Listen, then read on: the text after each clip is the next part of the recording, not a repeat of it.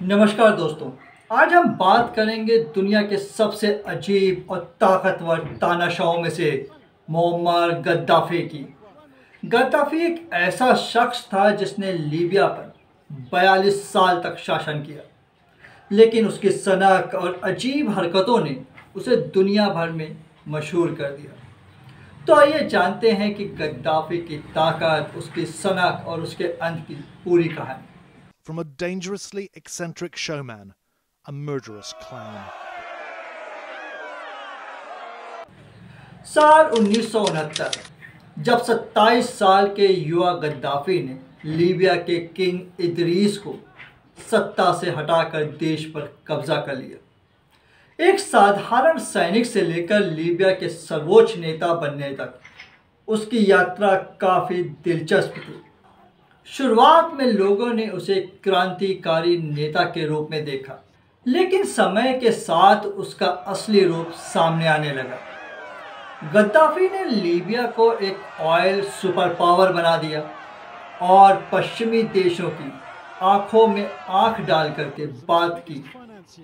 उसने अपनी सुरक्षा के लिए 40 महिला बॉडीगार्ड्स की एक टीम बनाई, जिन्हें अमेजन गार्ड भी कहा जाता है। गद्दाफी की सनक की कहानियां तो अनगिनत हैं। वह खुद को किंग ऑफ किंग्स कहलवाना पसंद करते थे।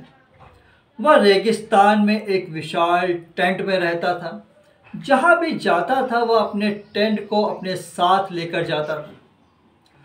उन्होंने ग्रीन बुक नाम की एक किताब भी लिखी, जिसमें उन्होंने लोकतंत्र और सरकार को लेकर अपनी विचित्र विचारधारा साझा की।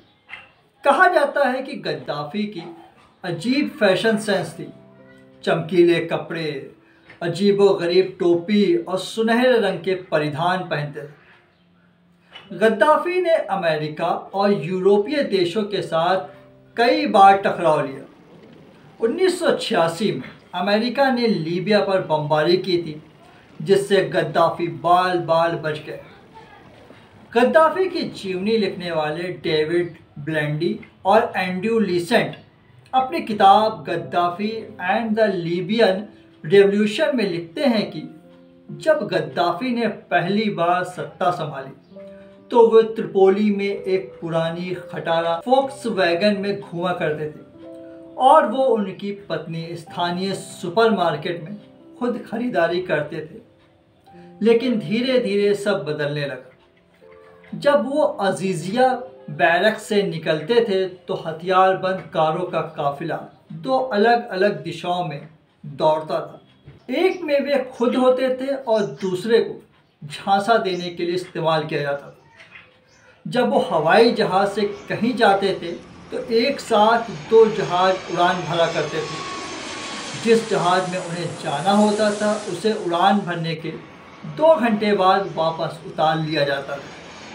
तब जाकर वो उसमें बैठते थे, ताकि अगर उस विमान में कोई बम रखा हो तो वो उनके बैठने से पहले ही फट जाए। 2011 में अरब स्प्रिंग के दौरान लीबिया में भी बगावत शुरू हुई। जनता ने गद्दाफी के खिलाफ विद्रोह कर दिया। जब लीबिया में विद्रोह शुरू हुआ तो गद्दाफी ने अपने एक भाषण में कहा था कि अगर ब्रिटेन की महारानी 50 से अधिक वर्षों तक और थाईलैंड के राजा 68 सालों तक राज कर सकते हैं तो मैं क्यों नहीं।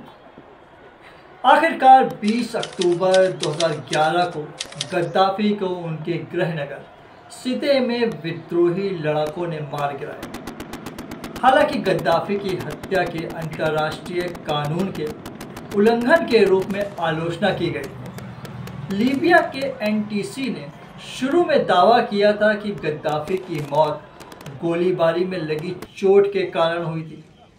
हालांकि उनके अंतिम क्षणों के एक वीडियो में विद्रोही लड़ाके उन्हें पीटते हुए नजर आए। इससे पहले ऐसा दावा किया गया था कि उन्हें कई बार गोली मारी गई थी। आज के लिए इतना ही दोस्तों। मिलते हैं अगले वीडियो में एक नई कहानी के साथ। तब तक के लिए धन्यवाद।